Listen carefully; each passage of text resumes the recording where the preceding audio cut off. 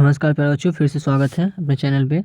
तो जैसा कि हम पहले ही बता चुके हैं, हम लोग स्टार्ट कर चुके हैं ये सीरीज एग्ज़ाम को मद्देनज़र रखते हुए 2 महीने लगातार कंटेंट आते रहेंगे, जो कि हर रोज़ हर एक चैप्टर पर होगा। जैसे कि आज हिस्ट्री का ये पहला चैप्टर है, तो कल दूसरा का आ जाएगा शाम तक, परसों तीसरा का, ऐसे ही ये चलता रहेगा। ठीक है ना।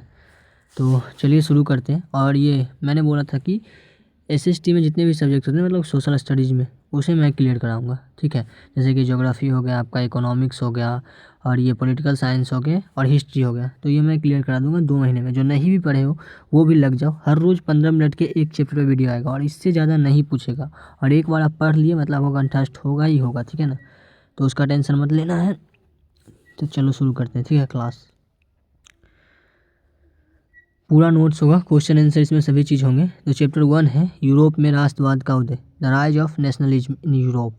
तो सबसे पहले हमें समझना होगा कि राष्ट्रवाद क्या है। ठीक है ना। तो देखते हैं राष्ट्रवाद क्या है। राष्ट्रवाद एक ऐसी भावना है जिसमें लोग अपनी भाषा, संस्कृति, इतिहास और परंपराओं के आधार पर एकता महसूस करते हैं और एवं एक स्वतंत्र राष्ट्र बनाने की इच्छा करते हैं। मतलब कि राष्ट्रवाद है ना कि अच्छी बात है, लेकिन जब राष्ट्रवाद की भावना बहुत अधिक बढ़ जाती है तो ये घातक भी होता है। इसीलिए ये पूरा राष्ट्रवाद का चैप्टर है। अगर मान के चलो भारत में बहुत सारे विभिन्न विभिन्न धर्म हैं, जाति हैं, लोग हैं, और सब में अगर उनकी संस्कृति, इतिहास, भाषा को लेके एक घनिष्ठ चेतना बैठ जाए और वो सोचे कि इसी आधार पर एक देश होना चाहिए, तो सोचो भारत का कितना टुकड़ा हो जाएगा। इसलिए देश के लिए ये अच्छी बात है कि वहाँ पे एकता हो, संस्कृति हो, भाषा हो। पर अगर वो लोगों में बहुत ज़्यादा, अगर देश से भी उसी का ज़्यादा महत्व हो जाएगा, देश से ज़्यादा, तो फिर क्या दिक्कत हो जाएगी, देश के टुकड़े हो सकते हैं। तो यही बात है। राष्ट्रवाद क्या है? एक ऐसी भावना है जिसमें भाषा, संस्कृति, इतिहास और परंपरा के आधार पर एकता महसूस लोग करते हैं और एक नए राष्ट्र की इच्छा करते हैं। इसे क्या कहते हैं? राष्ट्रवाद कहते हैं। ठीक है ना। आगे चलते हैं। राष्ट्रवाद के उदय के कारण। तो राष्ट्रवाद के उदय के क्या कारण है? सबसे पहले जो हुआ था ना, फ्रांसीसी क्रांति, यहीं से शुरू हुआ था। 1789 में सबसे पहला क्रांति हुआ था, फ्रांसीसी क्रांति। उससे भी पहले 1688 में एक गौरवपूर्ण क्रांति इंग्लैंड में हुआ था, वहाँ से लगभग शुरू हुआ था, लेकिन माना जाता है यहाँ पे फ्रांसीसी क्रांति से शुरू हुआ था। फिर क्या हुआ था? उदारवाद यानी कि लिबरलिज्म का विकास हुआ, संचार हुआ, परिवहन साधनों का विकास, औद्योगिक क्रांति और साम्राज्यवाद और उपनिवेशवाद का विरोध लोग जब करने लगे तो क्या हो गया? राष्ट्रवाद का उदय हुआ। सब लोग चाहने लगे, अब आज़ादी चाहने लगे, क्योंकि पहले लोग सबको गुलाम कर रखा था अंग्रेज। तो लोग क्या चाहने लगे कि अब मुझे आज़ादी चाहिए, मुझे अपने धर्म, अपने भाषा, अपने जाति के आधार पे अब राष्ट्र का निर्माण करना चाहिए, ऐसा लोग सोचने लगे। तो वहाँ से राष्ट्रवाद का उदय हो गया। ठीक है ना। अब आगे चलते हैं। फ्रांसीसी क्रांति और राष्ट्रवाद। तो फ्रांसीसी क्रांति से राष्ट्रवाद का क्या संबंध है, ये समझो। 1789 की फ्रांसीसी क्रांति से राष्ट्रवाद की नींव पड़ी। क्रांतिकारियों ने स्वतंत्रता, समानता और भाईचारा के सिद्धांत अपनाए। नेशनल असेंबली का गठन हुआ और राजा के स्थान पर जनता की सत्ता स्थापित हुई। यानी कि लोग ने कहा कि अब कोई एक राजा यहाँ शासन नहीं करेगा, जबकि बल्कि इसके अलावा सब करेगा। तो ये कहा, वहाँ से राष्ट्रवाद का शुरुआत हुआ, जिसमें मुख्य उसका क्या था उद्देश्य? स्वतंत्रता हो, समानता हो और भाईचारा हो सभी के बीच। तो ये तो अच्छी बात है, लेकिन राष्ट्रवाद में अगर कुछ और आ गया, मान के चलो जाति धर्म आ गए, तो दिक्कत हो जाता है ना। अब देखते हैं नेपोलियन बोनापार्ट की भूमिका इसमें क्या थी। तो वो क्या किया? प्रशासनिक सुधार किया था, मतलब मुख्य रूप से सेना को वही संभाल रहा था। समान कानून बनाए उसने। सिविल कोड कब लागू किया? 1804 में। तो ये याद रखना, ऑब्जेक्टिव में पूछ सकता है, सिविल कोड कब लागू हुआ था? 1804 में। तो इसको याद रखना है। उसके बाद भार माप की एक रूप प्रणाली बनाई, कार्य जैसे कार्य किए, जिससे राष्ट्रवाद को बढ़ावा दिया। जिसने क्या किया? राष्ट्रवाद को बढ़ावा किया। उसकी साम्राज्यवादी नीति से कई देशों में राष्ट्रवाद और भी अधिक मजबूत हो गए। क्या हो गया? उसकी साम्राज्यवाद यानी कि साम्राज्य को फैलाने की नीति से कई देश और जागरूक हुए कि मुझे भी राष्ट्रवाद की भावना पर चलना चाहिए, अपने देश को मजबूत करना चाहिए, मेरा भी अपना देश हो, अपना राष्ट्र हो। लोग ऐसा सोचने लगे। फिर देखो, अब आते हैं जर्मनी के एकीकरण पे। जर्मनी का एकीकरण। नेता अट्टो वान बिस्मार्क। बिस्मार्क के बारे में जानते ही होंगे। बिस्मार्क क्या था? एक कूटनीतिज्ञ था, इसको भी याद रखना। किसके नेतृत्व में?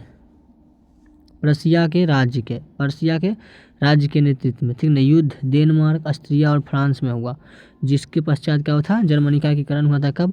1871। बिस्मार्क के प्रयास से जर्मनी का एकीकरण हुआ। तो जर्मनी का एकीकरण कब हुआ? 1871 में। किसने किया? तो बिस्मार्क ने किया। ठीक है ना, याद रखना।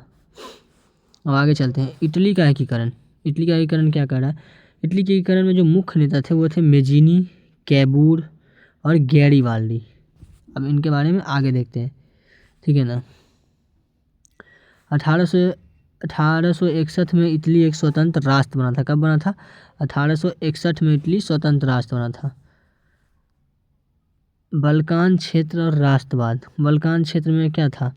भाषाई, सांस्कृतिक, धार्मिक विविधता के कारण कई राष्ट्र ने स्वतंत्रता की मांग की, जिससे यूरोप में तनाव बढ़ा और आगे चलकर प्रथम विश्व युद्ध का एक बड़ा कारण बना। मतलब कि अब कई देश एक साथ अपनी अपनी स्वतंत्रता, मतलब कि कोई एक देश था ना, कई देशों को गुलाम बनाए हुए था। अब कई देश एक साथ जो थे अपनी अपनी स्वतंत्रता का मांग कर रहे थे। कोई उसका ज़मीन हथियाए हुए था, कोई उसका हथियाए हुए था। जैसे कि अभी भी अपना है ना, पाक लेह लद्दाख के तरफ, तो उधर इंडिया पाकिस्तान में वार चलते रहता है। किसके लिए? ज़मीन को लेके। इधर चाइना से चलते रहता है, ठीक है ना। तो उसी समय भी ऐसा ही था कि कोई उसके ज़मीन में है, कोई उसके लोग को बंदी बना रहा था। तो इस सब को लेके धार्मिक, सांस्कृतिक, भाषाई आधार पर विविधता फैली, जिस कारण से प्रथम विश्व युद्ध का ये एक बड़ा कारण बन गया था। प्रथम विश्व युद्ध कब से कब हुआ था, कोई जानता है? कमेंट करना, ठीक है। आगे बढ़ते हैं। राष्ट्रों का निर्माण भाषा संस्कृति से कैसे हुआ? राष्ट्रों का निर्माण भाषा संस्कृति से कैसे हुआ था, ये देखते हैं। समान भाषा, समान खान पान, समान पहनावा, लोकगीत, नेतृत्व, चित्रकला। अब देखो, मान के चलो, अब ठीक है, राष्ट्र का निर्माण करना है, तो भाषा के और संस्कृति के निर्माण पर कैसे हुआ? तो जिन लोगों का समान भाषा था, समान खान पान था, समान पहनावा था, लोकगीत, नृत्य, चित्रकला, इन सभी चीज़ों समान था, उससे मिलकर एक राष्ट्र बना। इसलिए यूरोप में देखोगे तो बहुत बड़ा बड़ा देश नहीं है, सबका भौगोलिक क्षेत्रफल जो है बहुत छोटा छोटा है, क्योंकि उसने मुख्य रूप से एक जैसा व्यवहार चुना। निराशवाद की भावना को गहरा किया। उदाहरण, जर्मनी में ग्रीम बदरसा की कहानियाँ, पोलैंड में कला के माध्यम से राष्ट्रवाद। बताओ ये सब क्या बनाया था? तब भी ठीक है, अपना तो देश बना उन लोग का।